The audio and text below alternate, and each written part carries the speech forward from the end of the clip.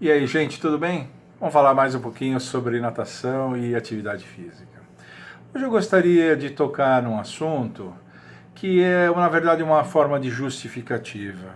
Muitos dos meus inscritos aqui, muitas vezes, além de tirar suas dúvidas e fazer perguntas, né, de forma geral, eles me pedem para ensiná-los alguns exercícios, algumas aulas, alguns treinamentos para isso, alguns treinamentos para aquilo. Eles pedem para fazer esse tipo de coisa.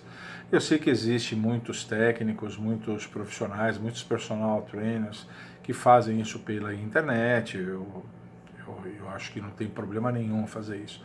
Mas eu aqui não tenho condições de fazer esse tipo de coisa e hoje eu gostaria de explicar por quê. E isso tem a ver muito com a especificidade do tipo de treinamento, do tipo de aula que a gente dá para cada tipo de aluno, para cada tipo de trabalho que a gente tem. Não há um trabalho que seja universalmente bom, um educativo que seja universalmente bom, um conjunto de educativos e de exercícios que sejam bons para todo mundo. Não tem isso, não tem, é muito difícil. Vamos começar pelo começo. Vamos começar definindo o que é treinamento esportivo. Quando a gente resolve treinar alguma coisa, né? Aprender alguma coisa, aperfeiçoar alguma coisa, ou a gente se envolve em algum tipo de treinamento para buscar algum tipo de meta. Treinamento esportivo, a definição é minha, né? É um processo de desenvolvimento físico visando a melhoria da performance esportiva, bem genérico. E a gente utiliza, na verdade, essencialmente, estimulações neuromotoras e fisiológicas. São as principais categorias de estimulação que se usa em treinamento esportivo. Neuromotoras, quer dizer, a gente aprende novos movimentos, aprende a dominar, dominar certas habilidades esportivas, que são os fundamentos de cada esporte, enfim, os nados, no caso da natação são os nados, os movimentos de braço e perna, essa coisa toda. E estimulações fisiológicas, ou seja, melhorando aquelas capacidades físicas básicas, velocidade, resistência, força, aquela coisa toda. Esse processo, para ele dar certo, duas coisas são importantes. É definir aonde o aluno está e aonde o aluno quer chegar. E em que contexto isso vai acontecer. Então, a gente precisa ver onde o aluno está, ou seja, as suas condições atuais, seu histórico esportivo, sua idade, suas características, se ele tem medo ou se ele não tem, se ele já foi atleta ou se ele não foi, quanto tempo, se ele já foi ativo, há quanto tempo ele está inativo. A gente tem que ver todas as características do aluno, ponto de partida, e onde a gente quer chegar. Só que isso tudo tem que acontecer dentro de um contexto. Porque eu já expliquei isso em outros vídeos, tem várias natações. Tem várias natações. Eu vou dar um exemplo. Por exemplo, existe a natação perda do medo e aprendizagem de nado. Adulto, é muito comum isso. Então, professor, dá aí uns exercícios que são bons. Aí você vai ver, é um aluno de 57, 58, 60 anos, que está querendo aprender os nados só. Só isso que ele quer.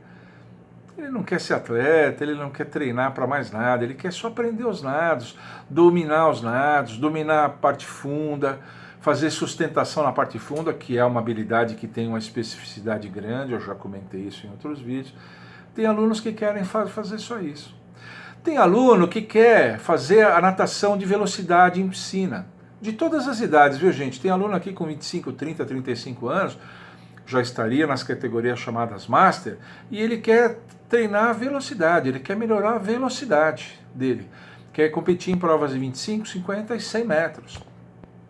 200, assim, na melhor das hipóteses, mas é prova de velocidade e prova em piscina. Tem aluno que quer competir também em provas em piscina, de várias idades, mas ele já gosta das provas de meio fundo e fundo, ele já gosta de 400, 800, 1.500 metros, ele já é um aluno que está mais para essa coisa da resistência.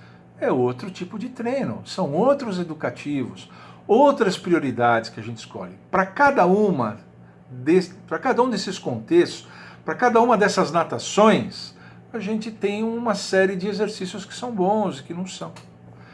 Outra coisa, que tem muito aqui entre os meus inscritos, nadador de águas abertas. nadador que só nada em águas abertas. Mesmo distâncias curtas, mesmo distâncias de 500, 800, 1000 metros, distâncias relativamente curtas para a prova de águas abertas, mas o nadador nada em águas abertas. Então veja, além de ser uma natação de fundo, uma natação de longa distância, tem as especificidades de nadar no ar. De nadar no mar, fazer aquele nado com a respiração frontolateral para ter orientação, aquelas habilidades de contornar a boia, aquelas habilidades para fazer a saída contra a arrebentação das ondas e a chegada a favor da arrebentação das ondas. Quer dizer, existem outras habilidades que você precisa inserir no treinamento dele. Ele tem que treinar isso, ele tem que praticar isso. Sob várias condições de tempo, a água é muito mais fria, a água é muito mais agitada. Ele tem que treinar isso, o treinamento tem que incluir esse tipo de coisa. Tem outros alunos que fazem a natação lazer.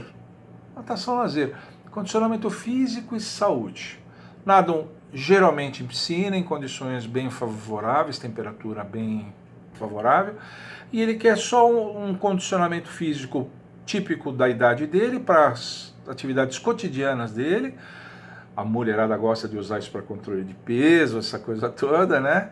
E saúde, manter a saúde, manter a saúde. Alunos que têm problemas respiratórios, alunos que passaram por algum problema médico e tal, e estão em fase de recuperação, o médico recomendou fazer natação, ele quer fazer isso. É outro treinamento. É outra estrutura de treinamento, outros educativos, outros exercícios, outros métodos, é tudo outro. E finalmente tem a natação terapêutica mesmo, aquela natação que faz uma interface com a hidroterapia, né? Muito grande, quer dizer, quando a gente recebe alunos que estão vindo de cirurgias, implantes de próteses de platô tibial, próteses de joelho completas, próteses de articulação coxo-femoral, alunos que estão vindo assim, que já passaram pela fase hospitalar, aquela fisioterapia hospitalar, já passaram por uma fase de hidroterapia na academia, agora vão fazer um trabalho de manutenção. É outra natação, outro treinamento, outros objetivos, outros métodos, outros educativos, outras atenções que precisa. Então veja que para cada uma dessas natações, para cada um desse tipo de aula, é um treinamento diferente. É um treinamento. Às vezes a gente usa o mesmo treinamento. Eu vou dar um exemplo, por exemplo, que é um exercício muito clássico, muito usado, que é o de crawl com prancha. Você vai fazer o exercício de crawl com prancha. Às vezes no mesmo exercício, mas o foco é diferente. A intensidade é diferente. Porque as demandas do aluno são diferentes. Para cada uma dessas natações, as demandas são diferentes. A exigência técnica que você vai dar em cima do aluno, você vai exigir, olha filho, analisa esse braço, faz isso, faz aquilo. Para um aluno que está fazendo aquilo para lazer, ou como natação terapêutica, ele não vai precisar dessas coisas. Talvez a finalização que ele tenha, que não é uma finalização perfeita, mas para aquela natação serve. Mas para natação de velocidade, não. Para natação de águas abertas, ele já vai precisar prestar atenção nisso. Então, todas essas coisas levam em conta. Então, não dá, de maneira honesta, para um profissional fazer recomendações muito genéricas assim. Pode até fazer e o aluno fica satisfeito. O professor, eu pedi, ele me atendeu. Mas não é certo fazer isso, eu não acho ético fazer isso, porque cada tipo de natação exige um tipo de exercício, tem um certo contexto, tem as suas demandas próprias. Então a melhor coisa, volto a dizer, é você procurar um profissional, não precisa ficar com ele a vida inteira, pelo menos logo de início, para você se conhecer, para você conhecer os tipos de treinamento. Por exemplo, existem alunos que entram muitas vezes com um tipo de demanda, são aqueles alunos que entram com a natação perda de medo e aprendizagem. E ele acha que vai ficar nisso, mas depois ele percebe que ele está indo em chutão, está com 30 anos, fica sabendo que tem categoria Master, e ele quer começar a competir em piscina, fazer provas de velocidade, ele gosta. Às vezes entra também como essa natação perda de medo, aprendizagem, essa coisa toda, e depois quer ir para águas abertas. ele foi para a praia um dia, viu uma chegada de águas abertas, gostou, se empolgou. Então o aluno migra de uma categoria para outra também. Então veja como é difícil você estabelecer a priori e à distância um exercício ou até um conjunto de exercícios, que combinado a gente pode chamar de um treino, uma aula, e passar isso pela internet e dizer que isso é bom. É bom para quem, cara pálida? Pode ser bom para um e não ser bom para o outro. Então, a melhor coisa, a coisa mais honesta que eu tenho a dizer é procurar um profissional, pelo menos por alguns meses, para ele dar aquela orientação básica, aquela orientação inicial, que depois você pode até procurar por conta própria, mas aí você já vai conhecer as suas demandas, o seu ponto de início, você já vai se conhecer muito melhor e vai saber aonde você quer chegar. Então você pode até contratar um profissional pela internet, um personal que existem, mas aí você vai dar para ele condições plenas dele atender as suas demandas através de um treinamento que seja específico para aquilo que você precisa. É isso só. Então eu muitas vezes tenho declinado de fazer isso porque o aluno manda uma pergunta muito genérica, assim, eu não acho certo, eu não acho, como eu disse, eu não acho ético ficar, faz esse exercício que esse exercício é muito bom. Não é verdade, né? Não é verdade. Pode ser verdade para ele, mas pode não ser.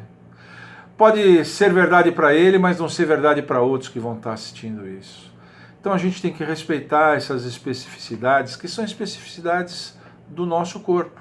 Nosso corpo está pedindo certas coisas em certos momentos da nossa vida. Então a gente tem que aprender a respeitar o nosso corpo e atender a essas especificidades. É só isso. Não é má vontade da minha parte, não. Tá bom? Era isso, por hoje era isso. Espero que vocês tenham me entendido. Mais do que gostado, espero que vocês tenham me entendido. Se você gostou, deixa um like, faz a sua inscrição, ativa o sininho, por favor, divulguem o nosso canal. Estamos chegando a 30 mil inscritos. Vamos fazer um vídeo comemorativo quando chegar a 30 mil inscritos, né? Mandem as suas dúvidas e sugestões. Esse vídeo que eu fiz hoje foi em função de um último inscrito que me pediu também alguma coisa assim, mas ele foi mais um de vários outros que já tinham feito isso.